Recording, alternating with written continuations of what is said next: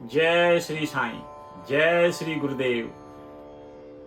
हम सभी जानते हैं कि हमारे सच्चिदानंद साईनाथ महाराज लगभग 60 वर्षों तक शिरडी में रह करके अपने भक्तों का कल्याण करते रहे। आज समय है जब हम बाबा के व्यक्तित्व के बारे में परिचर्चा करेंगे, बाबा के चरित्र को जानने का प्रयास करेंगे। सच्चिदानंद साईनाथ महाराज तो सदैव शांत चित्त रहा करते थे, चाहे कोई भी कार्य करते हो पर उनका चित्त सदैव शांत प्रिय रहता था, शांतता में रहता था। सच्चिदानंद साईनाथ को अगर हम ज्ञान की प्रतिमा कहें तो शांति उनका आभूषण था। श्री साईनाथ महाराज दानवीरों में तो कर्ण के समान थे। बाबा को दक्षिणा में लगभग 1000 रुपए तक शाम को प्राप्त हो जाते थे, लेकिन ये सारे के सारे रुपए पैसे बाबा अपने भक्तों में बांटकर पुनः फकीर की अवस्था में वापस आ जाते थे। दूसरी चीज, साईनाथ महाराज कोई सांसारिक चीजों का कोई लोभ नहीं था, ना तो उसका कोई आकर्षण था। भक्तों ने प्रेमवश बाबा को तो बहुमूल्य तोहफाएं प्रदान किए, बहुमूल्य भेंट दिए, लेकिन सच्चिदानंद साईनाथ महाराज ने उन भेंटों का कभी भी इस्तेमाल नहीं किया, कभी भी उपयोग नहीं किए। बाबा साहब तड़खड़ ने तो एक बार कपड़ों का थान ही भेज दिया था कि बाबा रोज एक नया कफनी पहनेंगे, लेकिन सच्चिदानंद साईनाथ महाराज ने वो कपड़े गांव के गरीबों में वितरित कर दिया और अपने फिर उसी एक कफनी में जो सदा पहना करते थे उसी में अपना निर्वहन करते रहे। बाबा के श्रीमुख से तो सदैव अमृत की वर्षा होती रहती थी, क्योंकि उनके होठों पे अल्लाह मालिक, राम जी भला करेंगे, ऐसे ही शब्द निकलते थे। बाबा ने कभी किसी भक्त का अहित नहीं चाहा। बाबा सदैव अपने भक्तों का उपकार ही करने का प्रयास करते रहे। उपकार के बारे में गोस्वामी तुलसीदास रामचरितमानस में लिखते हैं, परहित सरिस धर्म नहीं भाई, पर पीड़ा सम नहीं अगमाई। यदि हम कोई ऐसा कर्म करते हैं जिससे दूसरों को लाभ होता है, दूसरों का उपकार होता है, तो इस कर्म को, इस कृत्य को धर्म जानो, इसके समान कोई दूसरा धर्म नहीं है। और तुम्हारे किसी कर्म से यदि किसी दूसरे व्यक्ति को कष्ट पहुंचता है, दुख पहुंचता है, तो यह कर्म आपका पाप कर्म कहलाएगा। इससे ज्यादा कोई दूसरा पाप कर्म नहीं है। इसी चीज को वेदव्यास जी कहते हैं, अष्टादश पुराणेषु व्यासस्य वचनं द्वय, परोपकाराय पुण्याय पापाय परपीडनम्। व्यास जी के पास जब लोग पहुंचे कि महाराज आपने इतने बड़े बड़े ग्रंथ लिख दिए हैं, लेकिन इनको मैं कहां से समझे। हम लोग सामान्य बुद्धि के लोग इन ग्रंथों को पढ़ने के बाद ना तो ईश्वर के बारे में समझ पाते हैं, ना धर्म के बारे में समझ पाते हैं। तो व्यास जी ने उनको कहा था, परोपकाराय पुण्याय पापाय परपीडनम्। यदि दूसरे का उपकार करोगे तो वह धर्म है, वह पुण्य है। पापाय परपीडनम्, यदि दूसरे को तकलीफ दोगे तो वह पाप कर्म गिना जाता है।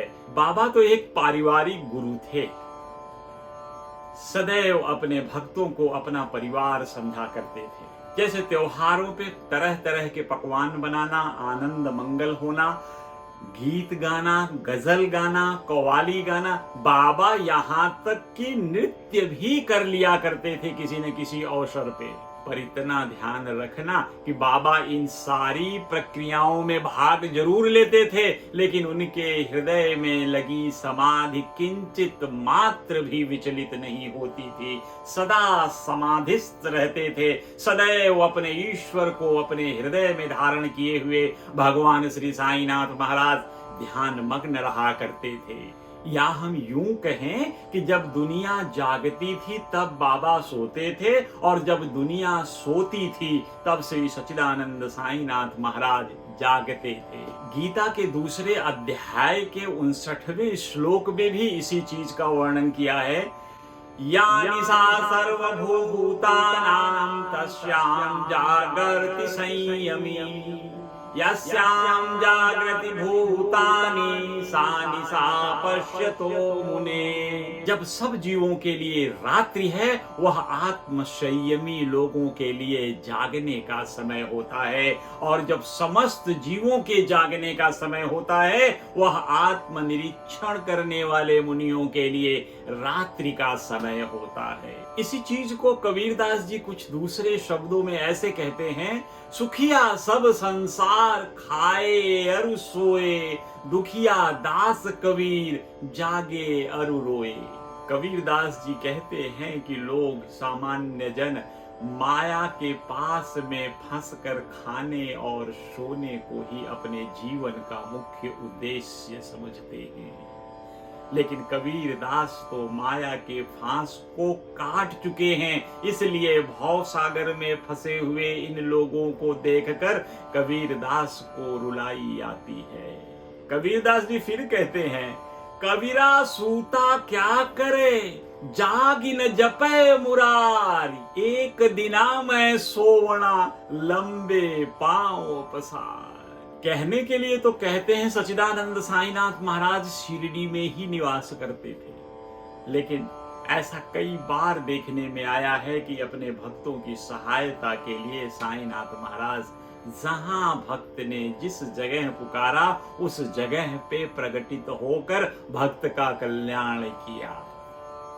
शिरडी में रहकर भी साईनाथ महाराज को संपूर्ण विश्व में घटित होने वाली घटनाओं का पूर्ण ज्ञान होता था, चाहे वह रेलगाड़ी का समय ही क्यों न हो। सच्चिदानंद साईनाथ महाराज दैनिक नियमों का भी अच्छा से पालन करते थे। सुबह शाम लंडी बाग जाना बाबा के नित्य कर्मों में शुमार था। यद्यपि बाबा तो बिल्कुल स्वयं सिद्ध पुरुष थे, भगवान श्री नारायण के अवतार थे, सदगुरु स्वरूप थे, उसके बाद भी जीवन ऐसे सामान्य व्यक्ति की तरह जीते थे जैसे देखने से लगेगा कि कोई गांव का एक साधारण सा फकीर है। बाबा की दूसरी विशेषताओं में सबसे बड़ी चीज थी उनकी विनम्रता। बाबा बड़े ही विनम्र थे, चाहे कोई भी आकर उनसे कुछ भी कड़े शब्दों में बोलकर चला जाए, लेकिन बाबा अपनी विनम्रता नहीं छोड़ते थे। दूसरी थी बाबा की दयालुता।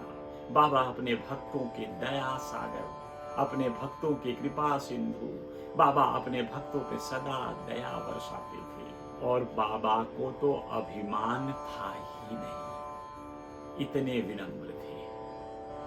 हम सब जानते हैं कि जब तक हृदय से अभिमान नहीं जाएगा, अहंकार नहीं जाएगा, तब तक आपकी आध्यात्मिक प्रगति हो ही नहीं सकती। इसलिए आध्यात्मिक जीवन जीने के लिए यदि जीवन के गंतव्य को प्राप्त करना है, यदि जीवन से मुक्ति को प्राप्त करना है, मोक्ष को प्राप्त करना है, तो आध्यात्मिक गति बढ़ानी होगी। और इस आध्यात्मिक गति को बढ़ाने के लिए आपको अहंकार शून्य होना होगा।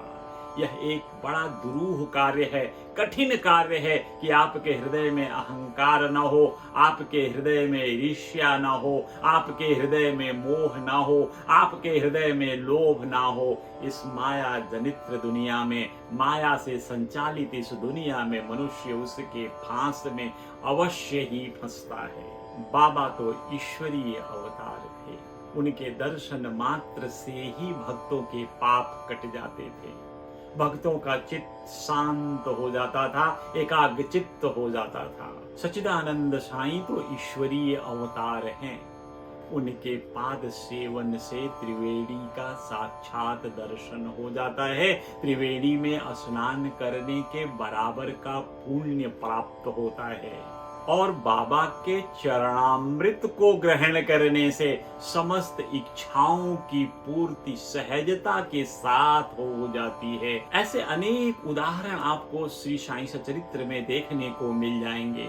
बाबा के दर्शन के लिए आए हुए भक्तों को अलग अलग तरह की अनुभूति होती थी।